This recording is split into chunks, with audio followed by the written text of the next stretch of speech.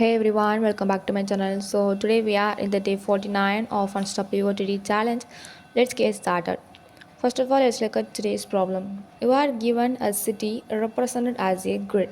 So in that grid, each cell refers to any of these. First of all, if that current cell is 0, it refers to empty land. If it is B, it refers to bomb. And if it is W, it refers to wall. So, what does a bomb do? When a bomb explodes, it destroys all zero cells, which is the empty land, in its same row and same column. But the blast stops when it hits a wall, which is referred as W. Bombs do not destroy either walls or other bombs. So, our goal is to, after all bombs explode together, count how many safe empty cells are left. So, here is our key observation.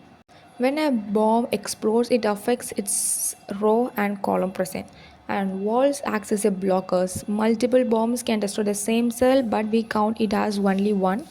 And our final answer is total empty cells, which is total zero cells minus destroyed zero cells, and we have to return the answer. So let's look at the example. First of all, this is the n value, this is the m value, which refers to row number and column number. So here is the 3 into 3 grid form, and each cell has either 0, B or W. First of all, first step is to count total empty cells. So here there are 8 zero cells, and next of all the bomb is at the location 1 comma 1. So if the bomb blast, it will destroy all its row and column. So all these cells will be destroyed. So remaining we have to check. There is 4 empty cells, right? So first of all we have to count the total empty cells 8, and here now the 4 has been destroyed. So 8 minus 4, the remaining answer is 4. So we have to return the answer as 4. So for example, in a scenario, if there is a bomb here, and next of all there is a wall, and next of all there is an empty cell. So here the bomb will destroy its entire column and row. But here next there is a wall. So if there is a wall, it doesn't affect its another empty cell. It will act as a block. Okay. So this is a scenario mentioned as a wall. So the efficient strategy is to, we are creating a boolean matrix destroyed. So here for every bomb, it is entire row and column will destroyed, right? So we mark that destroyed cells in that array as true, and remaining will be marked as false. So let's look at the Java solution. This is the function they have given. They have passed the grid which contains characters. All 0, B and W are marked as each characters, and row number and column number has been passed as a parameter. First of all, we are creating an array which is a boolean array, and it's named as destroyed. Here every character will be marked as false initially.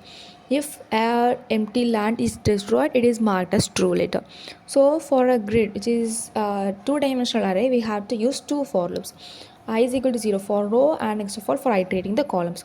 So our main condition in this problem is to check whether it is a bomb. So if grid of ij equal to b, we have to destroy its entire row and column. So if there is a bomb here, we have to destroy its column, and we have to destroy its row. So we have to destroy in all 4 directions: left, right, up and down. So first of all I am destroying the left. So here I am giving a character C, which is for column, because the B is present in second column, and left means it refers to first column. So I am decrementing it. So j refers to column, and to go to the previous I am decrementing it to j minus 1, and here the boundary is c greater than or equal to 0, and coming to the previous, so I am decrementing. So here if there is a wall, we have to break it, or else if there is a empty cell which refers to 0, we have to destroyed, we have to mark that destroyed boolean array to true. And next of all right means j plus 1, and here the boundary is j less than m, and same condition here. Next of all up refers to another row, not column. So row means we are referred as I, right? So previous row refers to I minus 1, and same conditions here. And next of all down means I plus 1. Next of all, I am creating a variable int safe is equal to 0, because our goal is to return the number of empty lands after the bomb explodes. So here for iterating 2 for loops, and after that I am checking if it's after these conditions, after the bomb explodes, Now, how many of them are still 0? I'm checking it. And we have to also check that Boolean matrix whether it is not true.